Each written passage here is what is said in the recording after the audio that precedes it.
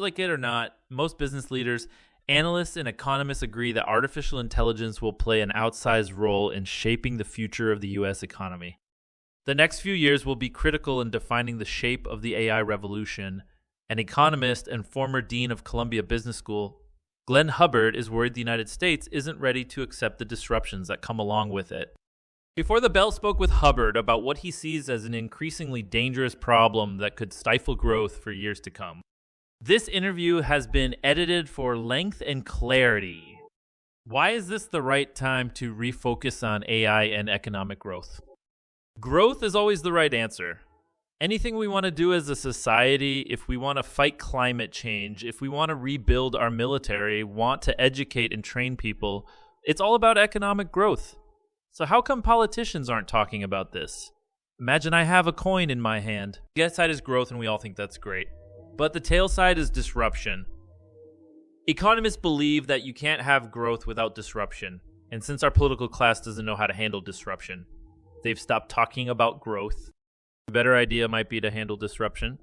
Actually help people get trained, get educated, help communities, and yet that's disappeared off the radar screen. The fact that we are interested in growth is hardly a surprise. The big surprise is why we don't talk about it. I think the answer is that it's just hard for politicians. When you talk about disruption, are you talking about the job losses that will come with greater use of artificial intelligence? Think of two waves. Over the past 3 or 4 decades, technological change and some globalization has caused a slow-mo disruption of the job market and communities around the country. Now look at AI. We're going to have that same disruption, except it's going to be much faster. We're talking about 5 years, not 30. And if we couldn't even handle the slow-mo 30-year process, how are we going to do it in 5? We really need to rethink how we manage change, because of course we want the change from AI. The question is, how do you help people cope? Major CEOs are already talking about how they're implementing AI in their own businesses. Do we really need government help and intervention? I think it does require some government help because companies will certainly do what's in their own interest, which would be to become more efficient or use AI to revolutionize processes. But it's not up to me as a company to prepare my workers for another kind of job. That's just not my interest. So you do need public policy. I do think it's simple, and we kind of know how to do this. It's arming community colleges, it's public-private partnerships between businesses and community colleges. It's not that we don't know what to do, but we need to do it. And of course, it's not going to be free either. The government would have to spend some money. Other people would argue that the Biden administration's CHIPS Act and Inflation Reduction Act have done a lot to increase spending and stimulate growth. I would have gone higher and lower. The real role for government is massive support for basic research that could lead to the next generation of chips. The question is not about today, it's really about tomorrow. We're way underspending on R&D, and research is a lot better than writing checks to companies that already have a lot of money. We also need to target things we think are critical for national defense and protect those things.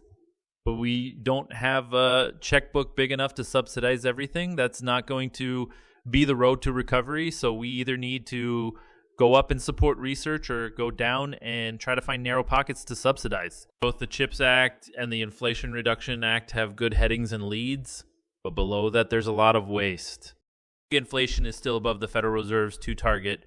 Wouldn't prioritizing economic growth exacerbate the problem?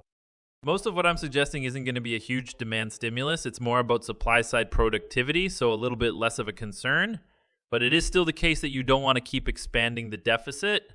Policymakers would need to make choices. You could raise some taxes or you cut some other spending. A massive tax hike isn't likely to happen during an election year.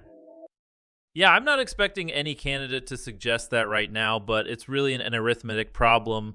Payments on the national debt, which were essentially zero a couple years ago, are now as big as defense spending. And so we really have to think this through, and the next president is going to have to deal with it. He may not be campaigning on it, but whoever he is, he's going to have to do something about it. How does moving the focus away from growth hurt Americans' economic prospects? It will slow down productivity growth. Generative AI will probably be the biggest driver of productivity growth in the next decade or two. Not so much because it's replacing jobs, but it's adding to the productivity of a person. But it also means that we have to be willing to tolerate the fact that some firms will go out of business, some people will lose their jobs, and other firms will get very big. Are we willing to do all those things? I would say fine, but I'm not sure our political process is willing to do that. What will the long-term consequences be if the current trend continues?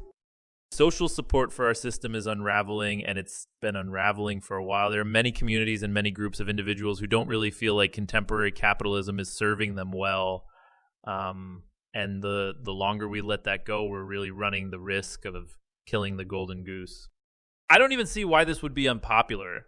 If I said, I'm going to have a block grant for communities, I'm going to boost community colleges. Why is that bad? If I'm a governor, I love it. If I'm a mayor, I'm loving it. I can't quite figure out why we can't get it done.